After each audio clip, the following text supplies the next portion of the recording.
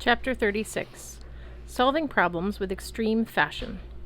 At this point, most people would have thrown themselves down on the ground and given up hope. And by most people, I mean me. I sat in the snow and stared up at the towering cliffs of Mount Bowling Bag. Tiny's turkey bowlers was etched across the brown leather in black letters so faded they looked like random fault lines. "There's no way," I said. Alex's forehead had stopped bleeding, but the skin around the cut had turned as green as her hair, which wasn't a good sign. "I hate to agree with you, Maggie, but yeah, it's impossible." "Please don't call me Maggie," I said. "Even Beantown is better than that." Alex looked like she was mentally filing away that information for later use. "What do you want to bet there's a bowling ball in that bag? Probably weighs as much as an aircraft carrier." "Does it matter?" I asked. "Even empty, the bag is too big to move." Only Blitzen didn't look defeated. He paced around the foot of the bag, running his fingers across the leather, muttering to himself as if running calculations.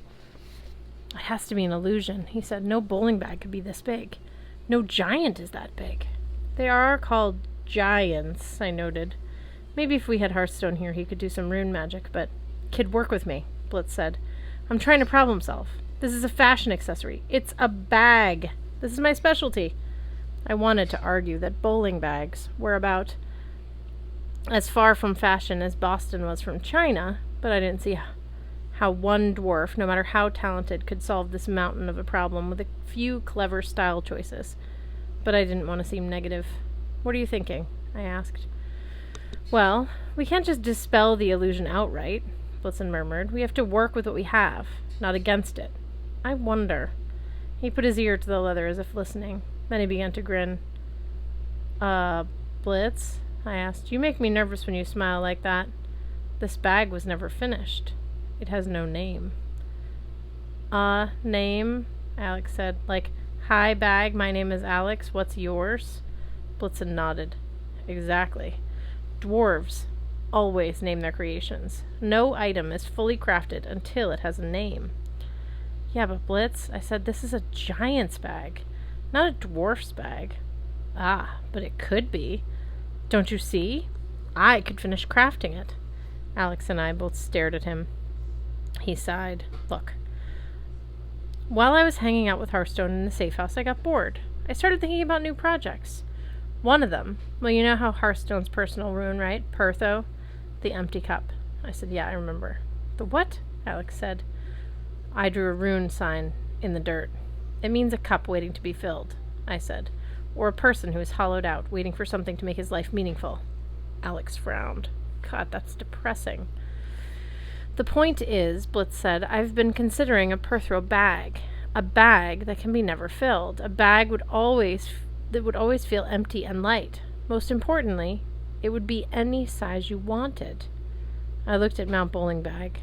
Its side rose so high the birds wheeled against it in dismay. Or maybe they were just admiring its fine craftsmanship. "Blitz," I said, "I like your optimism.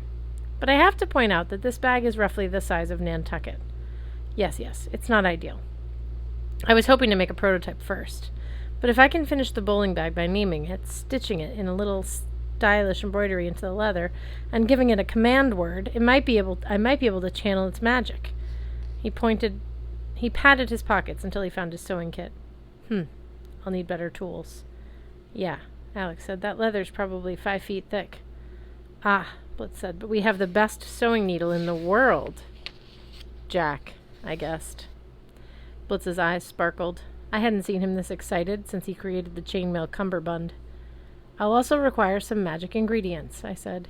"You guys will have to pitch in. I'll need to weave thread from special filaments, something with power, resilience, and magical growth properties. For instance, the hair of a son of Frey." I felt like he'd smacked me in the face with a shoestring. "Say what now?" Alex laughed. "I love this plan. His hair needs a good cut." "What is it, like 1993? "Hold up now," I protest.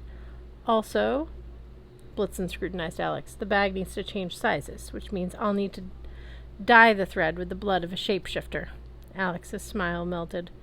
"How much blood are we talking about?" "Just a little." She hesitated, maybe wondering if she could bust out her garrote and substitute the blood of a dwarf and an einergy.